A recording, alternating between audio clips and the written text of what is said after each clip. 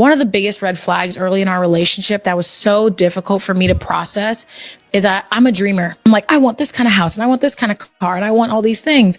And I would ask you, like, what do you want? And your answer would always be defaulted to whatever it is that I wanted. You would just agree with whatever it is that I wanted. You'd say, yeah, I could live in a house like the one you just said. I could drive a car like the one you just said. And it made me feel like you didn't have a vision for your own life and your own future.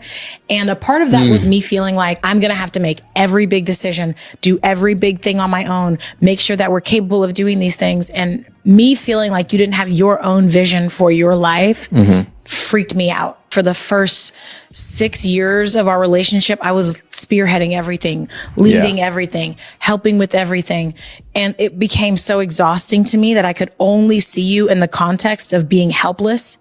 And so when it came to thinking about building a life with you, I couldn't even imagine it, because it's like, how am I going to build a life with somebody that I have to ask everything for? See, this is the issue with this whole situation, man. I think the man is just, he defaulted because that's how he was raised. He was raised to default. Like, if a woman is saying that she wants all these things, the default answer for him is going to be like, okay, I want what you want. But sometimes, fellas, I'm going to keep it a buck. You have to have a vision for yourself, even if she has a different vision. If you have a vision that's different from hers, let her know about your vision. If she wants a certain house, say, I don't want that house. Say, I want another house. Or say, I want this for my life. I want this for our lives. I think the problem with him is that he didn't speak up. He let her do everything. And the problem is she didn't look at him as a leader. She looked at him as a follower. She was the leader. He was the follower. You could look at his body language. He looked like he was defeated. And to put this on a podcast, honestly, this is sad, yo. This is really sad, yo. A man reveals the truth to a woman. She doesn't like the truth. She makes sure he knows how upset she is about that truth, because if he were a woman, which she thinks he is, just a hairy one, he would change his truth if he could. She thinks he'll change his truth by knowing how much she's upset about it. So she makes sure he knows, and if he doesn't change it yet, the upset will escalate. You know when the truth became a problem. The truth you're telling may have been a truth for your entire life. It may be a new truth as you're transitioning from one stage to another. Your values actually can change. It's a new truth. But you know the problem happened when you told her. There was no problem before you told her. The problem was telling her, and that's when it erupted. So we reinforce the instinct to conceal. Well, you haven't earned the truth. What if we earn the truth by proving we won't use it against you? That's who you reveal yourself to. This is the problem with what she's saying. So basically, you're saying that a man can't tell his wife the truth. If you tell her the truth, then it's going to break down everything. I'd rather my wife or my girl tell me the truth than tell me a lie in my face. Because if you can't take the truth, then we don't need to be together. We don't need to be together. See, a lot of times these podcasters, they'll say, well, you gotta do this or tell half-ass truths. No, I want the full truth. And if you can't give the full truth, then why am I with you? If I can't be honest with you, or my girl can't be honest with me, then we don't need to be together. Find somebody that's going to give you some half-ass truths, and then you'll see what happens when that half-truth becomes what you live with for the rest of your life. Here we go. Things women do that make a man feel disrespected. Now, ladies, don't clutch your pearls. I'll be making one for the men tomorrow. Okay? All right. A lot of women think disrespect is only cheating or yelling or calling him out of his name, but it's not.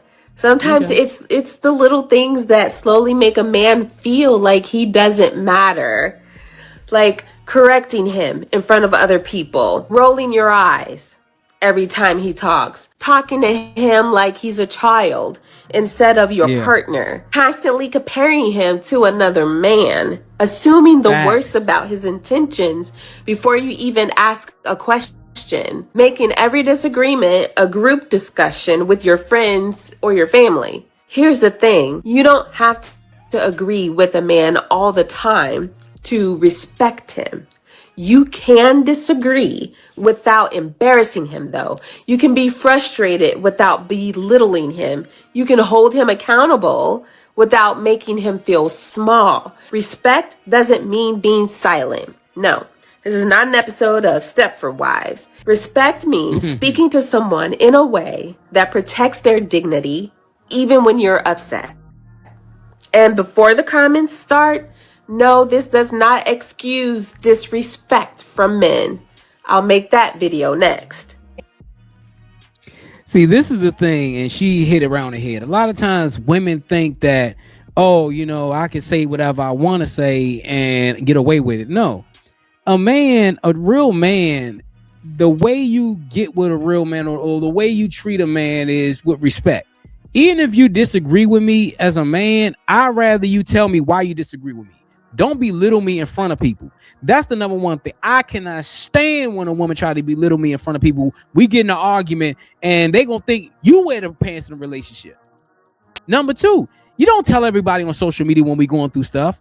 Why would you tell everybody on social media we going through stuff and you don't even tell me first? I gotta find out through Facebook. I gotta find out through Instagram. I gotta find out through TikTok that we going through stuff.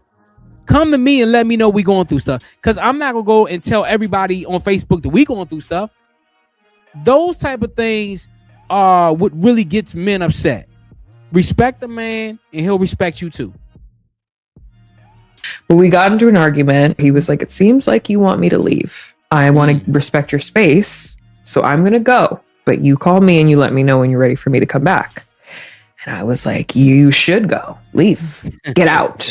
And the second the door closed, I lost my fucking mind. I was crying. I threw my phone into the wall. I was like, I had a full on like break. You were triggered by him threatening to leave. And I find that with therapy, one of the biggest things that I've learned is how to stop the spiral. Yes. At least just like a little bit faster than you have before. About 30% of anything that we're injured by, we can only heal in the context of a loving, secure relationship. Yeah. And those are the things that they don't get triggered until we are with the person that we care about the most. Oh, yeah. Yeah, the problem is that she got upset because he left. That's all it is. You told the man to leave, he left, you get upset because he did what you said do. And a lot of times women will say things, but they don't really want you to do it, fellas. They don't want you to do it.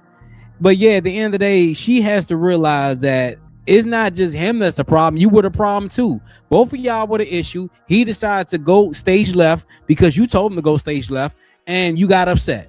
You talking about therapy and all that, man. That just common human just shit that you learn, man. You learn that if you say something and the man do it, he gonna go ahead and do it. A woman should not be rejected because of her weight. Why is that? For that to be a deal breaker, yes, I think it's wrong. Wrong for a man to not want to date a woman who's 5'4" and weighs 200 pounds. I mean, yeah, if it's simply off of that, then yeah. Because if he likes her in all the other ways and his only deal breaker is weight, I don't think that's right. You're how tall? 5'7"? 5'8". 5'8". Okay, would it be wrong for her to reject a guy who's 5 foot tall? I mean, no, because that's her preference. Is there anything that's a deal breaker for you? Probably if they smoke cigarettes, cheating. And it's not wrong for you to reject somebody who's a smoker?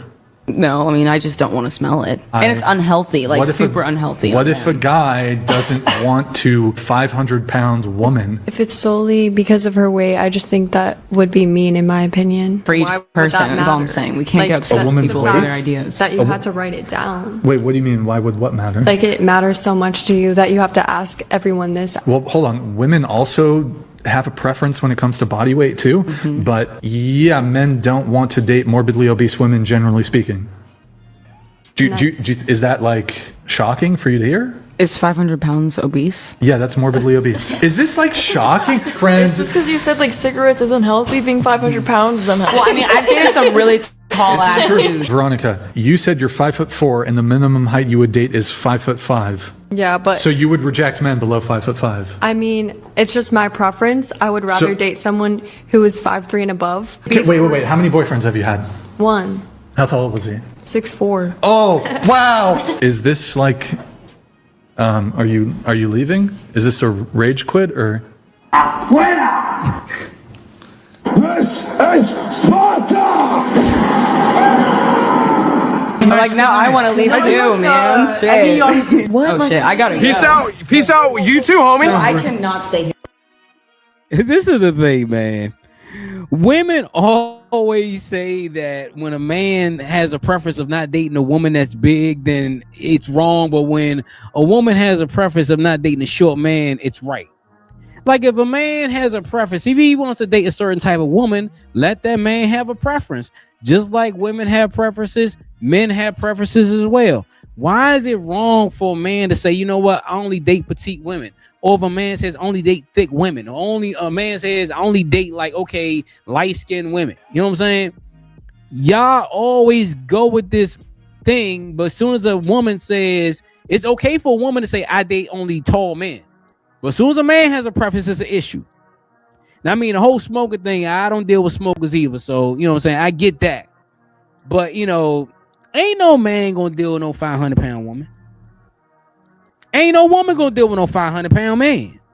I'm just keeping it a buck. A man ain't gonna deal with no 500-pound woman, and a woman ain't gonna deal with a 500-pound man. So stop with the BS. But hey, let me know what you think about the video. It's your boy Jay here with another one. Hit that like button and the subscribe button. Also hit that hype button. Let me know what you think in the comments below. Until next time, folks, I'm out. Just don't sit there. Click on the next video. You won't regret it. I promise you.